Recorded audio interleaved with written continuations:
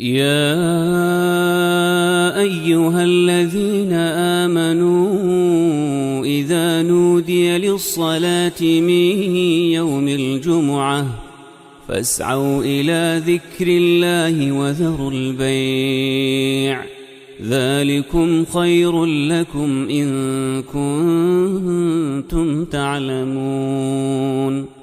الحمد لله رب العالمين، والصلاة والسلام على سيدنا وحبيبنا محمد وعلى آله وأصحابه أجمعين. ئیمانداران و خواناسانی زۆر بەڕێز، ئینسان لە ژیانی دنیادا دڵی زیاتر بە هەر شتێکەوە بێ، لە هەموو شتێک بەلایەوە مەبەستر بێ، بەردەوام بیری لای ئەو شتەیە. کەسێک کە چەند ساڵێکە منداڵی نییە، دوای تەمەنێک تێپەڕین پەروەردگار ئەولادێکی پێدەبەخشێ، کچ بێیان کوڕ، و مناڵی تریشی نابێ و تاقە مناڵ و تاقانەیەتی ئەبینی لە هەموو شتێک زیاتر بیری لای ئەو منداڵەیەتی. ئەو کەسەش کەوا هەموو سەرەت و سامانەکەی پارەی ناو گیرفانی بێ، هیچی تر شک نەبا، دڵنیاش بێ ئەگەر لە دەستیدا کەس یارمەتی نادا، بەردەوام دەستی لەسەر گیرفانێتی و چاوی لەسەرەتی نەوەک کەسێک پارەکانی بەرێ. ئەو کەسەش کەوا تەندروستی تێکچووە باسی هیچی لەلا ناکرێ و ناچێ بە مێشکە، کەسێ پەنا بەخوا سەرەتان و شێرپەنجەیەتی بەس بیری لای ئەوەیە دەرەجەکەی چەندە بەزیوە. ئەو کەسەی شەکرەیەتی، ئەو کەسەی چەوری خوێنی بەرزە و فشارە خوێنەکانی لەسەرەوەیە، هەموو خواردنەکانی دنیای بۆ دادەنێی بەس بیری لای ئەوەیە تۆ بڵێی زەرەری بۆ نەخۆشیەکەم نەبێ. ئەمانە هەموو جوانەکانی دنیان، مانیع نییە دڵت پێیانەوە بێ، بەڵام بەخوا بە مردن هەمویان کۆتاییان پێدێ. کە مردی نە منداڵەکانت نە سەرەت و سامانت نە تەندروستیت، هەموو حیسابیشی لەسەرە و کۆتایی پێهاتووە. بۆ ئینسانێکی وەکو جەنابتان کە ژیر و عاقڵە، بەخوا دەبێت لە هەموو شتێ زیاتر بیرت لای دین و ئیمانەکەت بێ، چونکە ئەم عەقیدە و دین و بیر و باوەڕە ئیسلامەتیە چارەنووسمانە. ئەم دینێ چارەنووسی تۆ لە کۆتاییدا دیاری دەکا، یان بۆ بەهەشت و بەختەوەری، یان بۆ جەهەنەم و بەدبەختی، هەتا کە قەت کۆتایی پێ نایە. بۆیە ئینسانی ژیر و عاقڵی وەکو بەڕێستان و ئیمانداران لە هەموو شتێ زیاتر ئەبێ خەمی دین و ئیمانەکەی خۆمان بێ، بەس ئەوەمان لەگەڵ دەمێنێتەوە. ئیمانی شەر ئەوە نییە بۆ خۆت بژی حەقی کەست نەبێ، بەڵکو ئیماندار بە هەڵوێستە، بەڵام هەڵوێستیش دوو جۆرە. هەڵوێستێک دڵ و دەروونت گەرم دەبێ و حەماسەتێک دەتگرێ، هەڵوێستی خۆت دەردەبڕی. هەڵوێستێکیشمان هەیە کەلامەکەی خوای پەروەردگار لەبەر دەستماندایە، قورئانەکە، سنەتی پێغەمبەرەکە صلی الله علیه وسلم پێمان دەڵێ چۆن هەڵوێستی ڕاستەقینە دەربڕی. هەڵوێستی ئیماندار لە قورئان و سنەوە وەردەگیرێ. بەڕێزان، ئەمڕۆ ئەوەی کەوا دڵی هەمومان ناڕەحەت دەکات جەنگە. هەموو تەلەڤیزۆنە ناوخۆییەکان و کەناڵەکانی دەرەوە و ئاسمانی و سۆشیال میدیاکان هەمووی باسی جەنگە، بەتایبەت جەنگی موسڵمانان، جەنگێک کە هەر وشەی جەنگ و شەڕت بیست لە هەر شوێنێکی ئەم دنیادا بێ، یەکسەر هاوکێشەکە یەکسانە بە کاولکاری، جاڕوخانی خانوویەک بێ، شکانی دار و درەختێک بێ، تەقاندنەوەی پرد و ڕێگاوبانێک بێ، تۆ ناڕەحەت دەکا وەکو ئیماندار. ئەی چ جای بگاتە کوشتنی مرۆڤێک گەورەترین دروستکراوی خوا، ئەی چ جای ئەوەی ئەو مرۆڤە منداڵێک بێ. ئەڵڵاه، منداڵ ئەو خەونە جوانانەی، ئەو مناڵێک کە هەمزاران خەونی جوانی هەیە، ئاگەی لە سیاسەتی دنیا نییە، ئاگەی لە جەنگ نییە، خراپەی کەسی ناوێ، ئاواتی بووکەڵەکەی باوەشێتی. ئەگەر ئەو مناڵە بێت تاوانە لەبەر چاوت بکوژرێ، بەس تۆ مناڵەکانی خۆت کە ئێوارە دەچیتەوە ئامێزت بۆ دەکەنەوە، چەند مرتاحی، ئێخۆ خەڵک داروبەردی لە نەهاتۆتە دەرەوە. کاتێک کە دایکە کۆرپەی ساوای بە باوەشەوە دەڵێ ڕۆڵە شیرەکەت بخۆ، منداڵ گیانی لەدەستداوە. منداڵێک پارچەی تۆپ و تارەی بەرکەوت بێ، ئەگەر ئەو کوژراوە ئەو شەهیدە ژنێکی بێتاوان بێ، پیرەمێردێک بێ، کابرایەکی کاسبکاری بازاڕ بێ کە هیچی بەسەر شەڕ و سیاسەتەوە نییە، ڕۆژانە دەچێت دوکانەکەی بکاتەوە چەند دینارێک بۆ پاروانانێ بۆ منداڵەکانی بەرێتەوە. ئەگەر ئەوانە داماوەکانی ناو خەستەخانەیەک بن، ئاخر چێ لە نەخۆش داماوترە؟ ئینسان کە نەخۆشکەوت ئاخر مەرحەلەی مەویزبوونی خەستەخانەیە، نەخۆشخانەیە هەی بێویژدان تۆ ساڕوخ لە نەخۆشخانە دەی چەند سەد ئینسان تەشبیه نەبێ بە مرۆڤ وەکو مەڕ و ماڵات بەسەریەکە کەی ورگ و ڕیخۆڵیان تێکەڵاو بێ ئینسان چاوەکانی وەکو ئیماندار پڕ دەبن لە فرمێسک لە کاتی شەڕە دوو جۆر ئینسان دەردەکەوێت ئینسانی ئیمانداری وەکو جەنابتان حەقیقی دوژمنی شەڕین ئێمە شەڕ لە هەر شوێنێکی جیهان بێ چونکە مرۆڤی ئیماندار دینەکەی وای فێر کردووە شەیدای ئاوەدانیە ئێمە عەشقی ئاوەدانین هەم بەدڵ هەم بە کردار عەشقی بنیادنانین نەک تێکدان و ڕووخان ئینسانی منافق بە پێچەوانەوە کە لە بەرگی موسڵماناندایە بەڵام دڵی نیفاقی تێدایە و منافقە بە شەڕ خۆشحاڵە بەخوا چاکیان وێران کرد بزەی سمێڵی لێ فڵان کەس لێیدرا و فڵان کەس کوژرا بە کاولکاری خۆشحاڵە نەک بە ئاوەدانی بەخوا و پردیان چاک تەقاندەوە بەخوا و بینایە چاک ڕووخە ئەوە نیشانەی ئەوەیە دڵت نەخۆشە ئیمانەکەت سەلامەت نییە ئیمانداری ئێمە هەم بە دڵ هەم بە کردار بەردەوام لەگەڵ بنیادنانین لەگەڵ دروستکارین لەگەڵ کاولکارینین لە هەموو جەنگێکە زاڵم و مەزلوم هەیە تۆی موسڵمان نابێ بێ هەڵوێست بی خوای پەروەردگار باسی ئیماندارانمان بۆ دەکا باسی تۆ کافر ناکە ئەفەرمێت دەکرێت شەڕ ڕوو بدا لە نێوان ئیماندارانیشدا لە ئاەتی 9 سوورەتی الحجورات دەفەرمێ وئین طائفتان من المؤمنین اقتتلوا فأصلحوا بينهما فإن بغت إحداهما على الأخرى فقاتلوا التي تبغي حتى تفيء إلى أمر الله ئەگەر جەنگ ڕوویدا لە نێوان موسڵمانان خۆیاندا دوو جەماعەت دوو گروپ دوو لایەنی ئیسلامی لە ناو خۆیاندا شەڕیان بوو ئێوە نابێ بێ هەڵوێست بن دەبێت دوو هەڵوێستت هەبێ یەکەم خاڵیان فەئەصلحوا ئەبێ هەموو موسڵمانان یەک بگرن ئاوێک بەم شەڕەداکەن بەم ئاگرەداکەن و بیکوژێننەوە نابێ بێ هەڵوێست بن سوڵح بکەن جا هەیە بە پێگە سیاسیەکەی هەیە مامە حاجەکە و بە گۆچانەکەی تۆ هەر هیچ لە دەست نایەوە کەس گوێ لە من و لە تۆ ناگرێ بەخوا سیاسەت ئەم دنیاە بەدەست من بووایە بە قەڵەمێک دەمگۆڕی ناکرێ بەڵام خۆدەسەڵاتی دوعای خێرت هەیە دوعا بکەی یا ڕەبی خوایە ئاشتی و سەلاح بکەوێتە نێوانیانەوە خوایە ئەم شەڕ و ناکۆچە کۆتایی پێبێ ئەبێ هەڵوێستت لانی کەم بە دوعایەکی خێر بۆ سوڵح و ئاشتی هەبێ ئەگەر چوویتە ناوە بۆ سوڵح و ئاشتی موسڵمانان سەیریان کرد یەکێک لە بەرامبەرەکان لە دوولایانی شەڕکەر بەغەت لە سنوور دەرچوو هەموو سنوورەکان و یاساکانی جەنگی پێشێل کرد بەرامبەری بە تەواوەتی دەویست لە ناوبەرێ ئەبێ هەموو موسڵمانان یەک بگرن بەگشت ئەو کەسەدا بچن کە زوڵم دەکا با ئیمانداریش بێ حتا ملکەتی شەرعی خوای دەکەن نابێ بێ دەنگبی نابێ بێ هەڵوێست بی دوانە فەئەصلحوا فەقاتلوا لە ڕووی پێگەی سیاسی ئەوانی دەسەڵاتیان هەیە پێگەی کۆمەڵایەتیان هەیە دوعای خێریان هەیە ئیسلاح ئەو کەسەش کەوا دەسەڵاتی هەیە بەشداری جەنگ بکە ئەبێت جەنگەکە یەکلایی کاتەوە نەک بۆ لە ناوبردنی بەرامبەر نەک بۆ گەورەکردنی شەڕەکە سەیری وشەی قورئان کەن جەنگەکە بۆ ئەوەیە شەڕەکە کۆتایی پێبێ جەنگەکەش بەس بۆ ئەوەیە کە ئەم زاڵمە دەستی بژیرێ بڵێن دەبێت لەم شوێنەدا بوەستی ئەگەر وەستا و تەسلیمی ئەمری خوا بوو ئەم جا دەبێت بە عەدالەت و دادپەروەریش حکمیان لە بەینا بکەیت بڵێ تۆ ئەوەندەت خەتایە تۆ لە 130 خەتایە بەڵام باشە بەرامبەریش لە 170 خەتایەتی سوڵح ئەوە نییە مەزلومەکە زیاتر مەزلومکەی و زاڵمەکە زاڵمترکەی ئەبێ سوڵح ئەوەیە بە عەدالەت و دادپەروەری کۆتایی پێبێنی بۆ ئەوەی دینەکەت سەلامەت بێ عەزیزم بۆ ئەوەی دینەکەت سەلامەت بێ دژی زاڵم بە ئەگەر دەتەوێت دین و ئیمانت سەلامەت بێ کە عەرزم کردن لە سەرەتاوە بەس ئەوەشت لەگەڵ دەمێنێتەوە بەخوا ئاگات لێبێ دژی زاڵم بە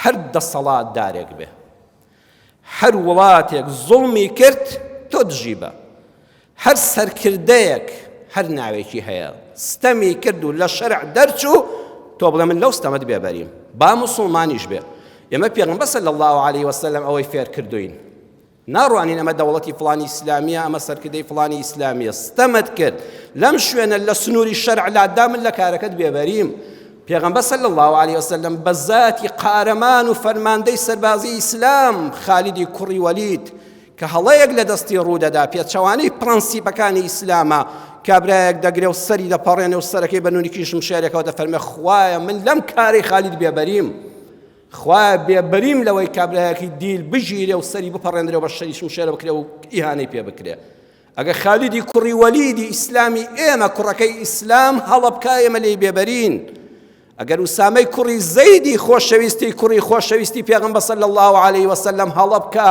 کەسێ بڵێ لا إله إلا الله بڵێ هەر دەتکوژم لە ترسانەوە دوو تۆ پێغەمبەری خوا دەفەرمێت لەوەت بێبەریم من لە قیامەتە شەریکێ و تاوانە نیم. ئەگەر سەحابە هەڵە بکە ئیسلام پرەنسیپەکانی پێشێل بکرێت لە جەنگە ئێمە بێبەرین لێی. بۆیە دژی ستەمین هەر وڵاتێک بیکە، دژی ستەمین هەر سەرکردەیەکی ئیسلامیش بیکە، دژی ستەمین هەر دینێکی هەبێ. لە سوڕەتی ئالی عیمرانە سەیری قورئان کەن عەرزم کردن حەماسەتی ئێمە دەگەڕێتەوە بۆ قورئانەکە بۆ تەرازوەکە لە ئایەتی 113 و 114دا دەفەرمێت لەیسوا سەواء من ئەهلی الکتاب. ئەهلی کتاب بەڕێزان هەمویان وەکو یەک تەماشا مەکەن. ئەهلی کتاب واتە جوولەکەکان، نەسڕانیەکان، ئاینەکانی تر کە کتێبی ئاسمانیان هەیە، خوا دەفەرمێ ویژدانتان هەبێ، ئینسافتان هەبێ، پۆلێنیان کەن، هەمویان وەکو یەک سیر مەکەن. کەسانێکیان هەن زۆر میان ڕەون سەلامەتن بە خزمەتن، کەسانێکیان هەن مسلمان دەبن.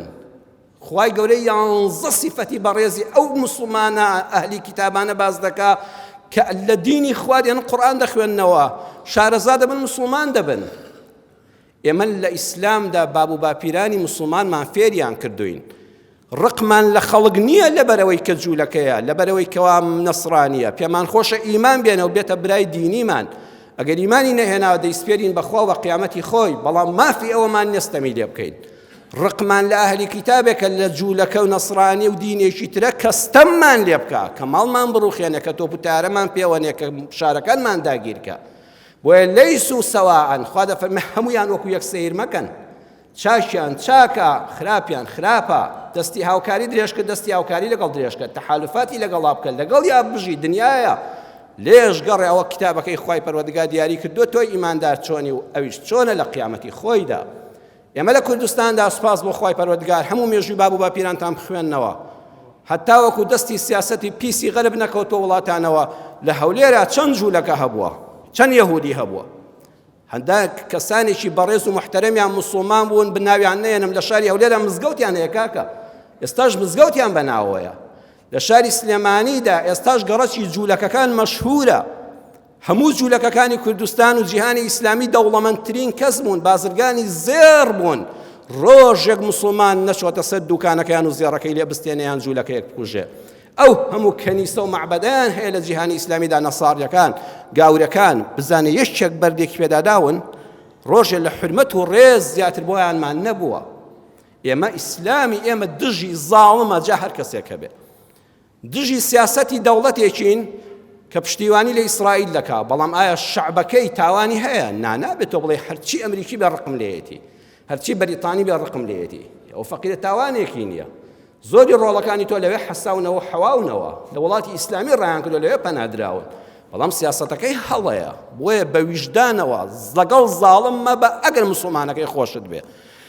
پشتیوانی مەزلوم بە هەر کەسێک بێ، هەر کەسێ مەزلوم بێ، با بەڕواڵەتیش بێ، مەگەر نەتان خوێندۆتەوە لە مێژووی ئیسلامی ئێمەدا. ئەمە لاپەڕەکانی ئیسلامی ئێمەیە. قازی شوڕیح قازێکی مسلمانانە. ئیمامی عەلی درعەکەی زرێ پۆشەکەی لێ بزر بۆ لای جوولەکەیەک دەیدۆزێتەوە. ئیمامی عەلی سەرکردەی هەموو مسلمانان، ڕئیسی یەکەمی دەوڵەت، فەرماندەی هەموو هێزی چەکدار، ئامۆزاکەی پێغەمبەر صلی الله عليه وسلم، ڕازگۆترین دادپەروەرترین پیاو، دوو ڕیحانەکەی پێغەمبەر صلی الله عليه وسلم، حەسەن و حوسەین شاهیدنی کە ئەمە درعەکەی باوکمانە. قازی شوڕیح دەفەرمێ حەق بە یەهودیەکەیە، چونکە تەنها کوڕەکانت شاهیدن و بە شاهیدی بۆ باوکیان ناشێن. حەق دەدا بە جوولەکەیەک لەسەر گەورەی هەموو مسلمانان لەگەڵ مەزلوم بە، ئەگە بەڕواڵەتیش مەزلوم بێ و ڕاستیش نەکا، مادام قانونەکە دەڵێ بە پێی یاسا مەزلومە، دەبێت تۆ لەگەڵی بی بە هەر دینێکی هەبێ، بە هەر کەسێک بێ، لەگەڵ مەزلوم بە هەر نەتەوەیەک بێ، لەگەڵ مەزلوم بە هەر دینێک بێ، لەگەڵ مەزلوم بە هەر وڵاتێکی هەبێ. ئیمامی عومەری ئێمە جوولەکەیەک دەبینێ، جوولەکە لە بازاڕە سوال دەکا، ملی دەگرێڵە کاکە بۆ سوال دەکەی؟ ئەڵێ هەتا گەنج بووم کاسپیم دەکرد، یارمەتی دەوڵەتی ئیسلامیشم دەدا، سەرانەم دەدا، ئێستا پیر بووم، ئەبێ سوال بکەم کەسابەتم پێ ناکرێ، سەرانەم پێ نادرێ. ئیمامی عومەر دەست دەکا بە گریان، ئەفەمە بەخوا بێویژدان بووین لەگەڵتدا، تۆ ڕاستە مسلمان نی جوولەکەی، بەڵام هاوڵاتی منی، لەژێر سایدە سەڵاتی ئیسلامی مندای چۆن دەبێ بە گەنجی کاس پێت کردبێەوە بە پیری سوال بکەی فەوری بڕیار دەدا هەموو پیرێک دەبێ خانە نشینی بۆ بڕێتەوە ئەگەر جوو لەکەش بێ نابێ محتاج بێ کاکە ئیسلامی ئێمە ئاوا ڕەفتار دەکا لەگەڵ مەزلومین هەر کەسێک بێ ئەوەی دین و ئیمانت لەناو دەبا ئاگادار بە دووشتە تەرکی عیبادەت هەر کەسێ واش لە نوێژ و ڕۆژ و عیبادەت بێنێ دینەکەی لەدەست دەدا نەڵێی دڵم پاکە و نوێژ ناکەم ئەوەی دینت لەناو دەبا باڵی دووەمیان بریتیە لە پشتیوانی زاڵم خوا لە قورئانە لە سوورەتی القەصەص ئایەتی 80 دەفەرمێ ئین فیرعەون وهامان وجنودهما كانوا خاطئین ئاگاتان لێبێ فیرعەون و هامان و جوندەکانیان خۆ جوندەکە هیچی نەکردووە بەسەر ئەمری جێبەجێ کردو خوا دەفەرمێ وەکو یەک خاتێ و تاوانبارن وەکو یەک بە هەڵەدا چوون بۆ یەک ئاهی دڵیش لەگەڵ زاڵم نەبی ولا تركنوا إلى الذين ظلموا فتمسكم النار سورة هود آياتي 113 بس ميلي ضد هبي أبو الظالم جا عرزم كدن ظالم هر كس يكبه لو أتش العائلة كي خده برايك لو بازارت عدالة خلق كال لدراوسية دوكانا كيبكا لو أتش مامت تعدالة دراوسية كيامكا لو أتش السروش ولاتك تعدالة خلقك هر كس لم جهان دا استمي كر بدلش بشتيواني كر بس بدل إلا أجري جهنم دبيني قال لي بكاكا دين وإيمانت بپشتیوانی ظالم بابراكي خوش دبي لنا والنبي بس لقل عدالتها با ابن تيمية في الشواي إما رحمتي خوالي بدا فرمي الدولة تدوم مع الكفر ولا يدوم مع الظلم أما يا سياستي إما يلي إسلام دا دولة حكمراني هر ولاتيك خواي قورا لم دنيا دا نايروخ يعني بشتيواني دا كادا هياليتا وبا كافريش بمادام دات برورا هر وڵاتێک کوفریش بێ بەس عەدالەتی هەبێ لەگەڵ دانیشتوانەکاندا ئەو دەوڵەتە دەمێنێتەوە بەڵام ولا يدوم مع الظلم والله ئاڵای لا إله إلا الله ومحمد رسول الله صلى الله عليه وسلم بەرز کرد بێتەوە ستەمکار بێ لەگەڵ ئەهلی خۆیدا خوا ئەو دەوڵەتە دەڕوخێنێ بنچینەی ئیسلامی ئێمە عەدلە دادپەروەری پاشان حیسابی دین و ئیمانی خەڵک ئێمە بەس دەعوە بانگەوازمان لەسەرە ئەوەی تری لە حیسابی لای ئەڵڵایە سوبحانەه وتەعالە بەهەشت و دۆزەخی خۆیەتی ئێمە وەکو موسڵمانی کورد لەگەڵ فەلەستینیەکاندا 6 خاڵی هاوبەشمان هەیە وەکو یەک 6 خاڵ ڕێک ئێمە و فەلەستینیەکان وەکو یەکین بەڕێزان یەکەمیان هەردووکمان خاکماندا ژیر کراوە لە باب و باپیرانەوە خاک و وڵاتی خۆمان بەخوای هەردووکمان دابەشیان کردون و لێیان دابەش کردین وەکو گۆشتی قوربانی ئێمەش و فەلەستینیەکانیشان ئاوا لێ کرد بەڵام بەخوا موسڵمان نەیکردەوە بۆ ئاگاداریتان دووەمیان دژمن هێنرایە سەر خاکەکەمان ئێمە بەیەکەوە ژیانمان هەبوو لە هەموو گنەتەوەکانی تردا بەڵام ئێمەیان دەرکرد لە خاکی خۆمان وەکو کورد بۆ خۆتان ئاگادارن کوردستان بە هەر چوار پارچەکەی دەڵێم چۆن داگیرکەرانی کوردستانیان هێنا لە فەلەستینیش بە هەمان شێوە لە خاکی خۆیان دەریان کردن و ئەوانیان جێگیر کرد خاڵی سێیەم بەڕێزان ئێمە و فەلەستینیەکان کورد و فەلەستینی وەکو یەک گەلێکی ئازا مرد ئەوەی خەڵکی ڕەشوڕوت و خەڵکی خوارین حتا بڵێ ئازاین ئەوان بە قۆچەقانی و بەرد و دارلاسیک شەڕ دەکەن چەند ساڵە ئێمەش بە بڕنەوە شڕە و بە چاچمەزەن و ئەوانە شۆڕشمان لە کوردستانە دەست پێ کردووە دژی زاڵمان و داژیکەرانی کوردستان خەڵکی خوارێ هەردوو لامان حتا بڵێ پاک و شۆڕژێر بەڵام سەرکردەکانی هەردوو لامان بەشێکی زۆریان خائین و خۆفرۆشن میلەتەکەی ئێمە منداڵەکانی ئەوان ئێستا ئاواتی سەمونێکە بەدەستی خوێناویەوە بیخوا منداڵەکانی ئێمەش کە هاتنەوە بە مەنتیقەی خۆمان من بینی منداڵەکە ڕەمی کراوە لە ئەنفالا ژێر خاک کراوە هەموو سەروەتەکەی 50 فلس بووە کە لە دەستی منداڵ ساوەکەدا بووە کە دایکی داوێتە پەنجەکانی ئەو 50 فلسی تێدا بوو سەرکردەکانی ئێمە زۆربیان لەو شاخەکە بە حساب شۆڕژێر بوون کام گران بە هاترینی مەشروب ئەویان دەخواردەوە کاتێ منداڵەکانمان لە بیابانەکانی عەرعەر و ئەوانەدا ڕمی دەکران سەرکردەکانی ئەوانش لە ئەوروپا کەم قەسرەیە ئەوانەی پێشوو ناویان نهێنم و ئەمانەی هێشتاش خواری سویان کە هەموو جاشی ئیسرائیلن بەڵام میلەتەکەی خواریان حتا بڵێ ئازا و قارەمانە عینی ئێمە و ئەوان وەکو یەکین خاڵی چوارەم زۆر بێدۆستین هەردووکمان لە لێ قەومانە زۆر بێدۆستین وەرە سەیری مێژووی کورد کە لە شەخ سەعید و قازی محەممەدەوە لە هەر چوار پارچەی کوردستانەوە هەتا ئەم دوانەی خۆمان یەک کەس نییە لە تنگانەدا یەک دەوڵەتی دنیای زلهێز نیە پشتیوانی ئێمەی کورد بێ بەس خۆمان دەمێنینەوە بەخوا و فەلەستینیانەش کە تلیان قەوما یەک دۆستێکیان لەم جیهانەدا نییە بەداخەوە هەردووکمان بەکاردەهێنرین زۆر چاک بەکاردەهێنرین پێنجەمیان ئێمە پڵنگی جەنگین کوردەکانیش و فەلەستینیەکان لە جەنگا پڵنگین، بەڵام لە کۆڵانە تاریک و تونێ لە تاریکەکانی سیاسەتا زۆر داماوین. لە جەنگا قەت کورد نەشکاوە بەس لە سیاسەتە دۆڕاندوویەتی. فەڵەستینیەکانی جوان، ئێمە کوردەکان ئەم هەموو جەنگی تیرۆرەیان پێکردین، ئەم هەموو سەرکردە قارەمانەمان، ئەم فەرماندە عەسکەریانە، ئەو هەموو پێشمەرگە کوڕە ئازای ئێوە لە جەنگی بەناو دژە تیرۆردا هەموو شەهید نەکران، 10,000 بریندارماندا. لە مەنتیقەی ئێمە ئێستاش خزممان هەیە حەد و چاوی لەدەست داوە فەقیرە، بە نابینایی گۆچانی بەدەستەوە دەستی دەگرن. لە پێناوی خەخاکی کوردستان داگیر نەکرێ، لە ڕۆژئاوای کوردستان ئەفسانەی تیرۆریان تێکشکان، چ قارەمانێتێکیان نواند، بەڵام چیمان پێبڕا؟ ئێمە لە 150 خاچی کوردستانمان بە یەک شەو ڕۆژ لەدەستدا. ئەوانیش ئێستاوە ئەوە حاڵیان نەکە دەیبینن چیان لێ قەوماوە، ئەوانەی ئێرانیش هەروەها، ئەوانەی تورکیا هەروەها. ئێمە پڵنگی جەنگین، بەڵام لە سیاسەتە بەس عاتیفین، شەڕی چاکمان پێ دەکەن، دوایی پێمانڵێن هەی ئافرین بەخوا قارەمانی چاکن. یەک ڕۆژ نییە بڵین ئەرێ کاکە ئەم هەموو شەڕە بە من دەکەی، دوایی چیم پێ دەبڕێ؟ ئەرێ دوایی چیم پێ دەبڕێ؟ دەمهێنێەوە هەمان شوێن و دوای وەی 4-5,000 شەهید و 10,000 بریندارم پێ دەدەی. فەڵەستینیەکانی جوان بەڕێزان بەکاریان دێنن، شەڕی دنیایان پێ دەکەن، دوایی دایانهێنەوە شوێنی خۆشیان، ئەو پەڕی بڵان بەخوا ئینسانی قارەمان بوون لە شەڕدا. بۆیە بە ئەندازەی ئەوەی پڵنگ بی لە جەنگا ئەبێ ڕێویش بی لە سیاسەتە. ئێمەی کورد و فەڵەستینی لە سیاسەتدا دەمەیەکە دۆڕاندومانە. شەشەمیان خۆخۆر و جاشی زۆرمان هەیە، بەداخەوە لەناو کوردیشە ئەوەندەی خۆمان دژی خۆمانین، باوەڕ ناکەم دوژمن زەفەری پێت بردین. هەر بە درێژایی مێژووی کورد لە سەرکردەکانیەوە تا بەشەکەی خوارەی جاشی زۆرە. 182,000 کەسمان ئەنفال کراون، مێژوو زۆر دەخوێنمەوە. 8,000 کەسمان لە بادینان و بارزان ئەنفال کراوە. هەل لەوێەوە حتا خانەقین و کفری و کەلار و دەشتی جەباری و ئەو هەموو ناوشوانە ئەنفال کرا. ماڵی ڕوخێندرا، یەکێکی خیانەتی بەم گەل و نیشتیمانە وەڵڵاهی نەکرد. بەڵام زۆربەی سەرکردەکانی کوردمان لە شاخەوە حتا ڕوخانی سەددامیش پەیوەندیان پێوەی هەبووە، بەخوا نامەکانم لایە، هەموو خۆیان ئەترافیان کردووە، بەردەوام پەیوەندیان هەبووە، بەردەوام پارۆچێکیان بۆ چووە. تو ئەمە خەڵکەت چ لێ کرد لەوێەوە؟ چۆن ماڵت وێران کرد کەچی خۆشت جاش بووی؟ ئەوانەی فەڵەستینی جوان، ئەو خەڵکە قارەمانە چەند ساڵە خەبات دەکا، سەرکردەکانیان زۆربەیان پەیوەندی ژێربەژێریان لەگەڵیاندا هەیە. بەداخەوە بۆی ئێمە لەگەڵ فەلەستینیەکانە هاودەردین، چونکە مەزلومین خۆمان، بەخوا هاودەردی هەموو مەزلومێکی. بەڵام دڵتان خۆش بێ بە ڕەحمەتی خوا، بەس ئیمانەکەت سەلامەت بێ، بەس قیامەتت ئاوەدان بێ، بە ئیزنی خوا هەر سەر دەکەوین. ڕۆژێ میلەتی کورد هەر سەر دەکەوێ، ڕۆژێک گەلی فەڵەستینیش هەر سەر دەکەوێ.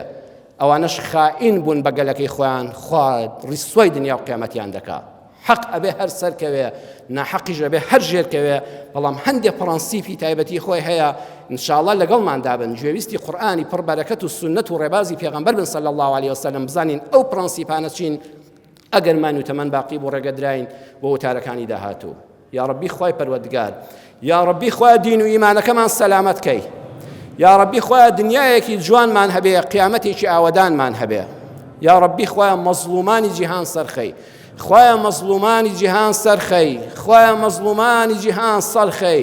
یا الله خۆت پشتی هەموو زاڵمێک بشکێنی هەر کەسێک بێ، یا الله خوای قودرەتی خۆتیان نیشان دەی پشتی زاڵمان بشکێنی. یا ڕەبی خوای پەروەردگار جەنگ و کوشتار لە هەموو شوێنێکی ئەم جیهانەدا کۆتایی پێبێ، یا الله خوای ئێمە بەس دوعای ئیسلاح دەکەین، خوای شەڕ کۆتایی پێبێ، خوای شەڕ کۆتایی پێبێ، خوای جەنگ لە هەموو دنیا کۆتایی پێبێ. یا ڕەبی خوای لە وڵاتێکی پڕ ئەمن و ئەمان و ئاشتیدا ئێمە و هەموو خەڵکی ژیان بەسەر بەرین. یا ڕەبی خوای ئێمەش لە ئاوارەبوون و تۆپ و تەیارە و کوشتنی منداڵ و ژنەکانمان خوای بپارێزیان میلەتی کووردا. خوای ئێمە کەسمان نییە تۆ نەبێ، خوای خۆت هاوار و هانەمان بۆ لای تۆیە فریامان کەوێ.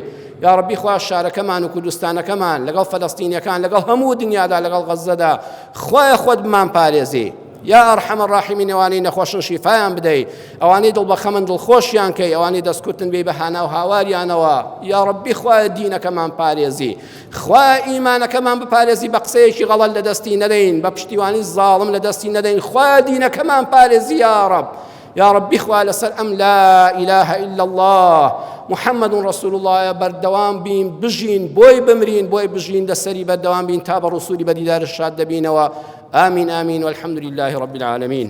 يا أيها الذين آمنوا إذا نودي للصلاة من يوم الجمعة فاسعوا إلى ذكر الله وذروا البيع ذلكم خير لكم إن كنتم تعلمون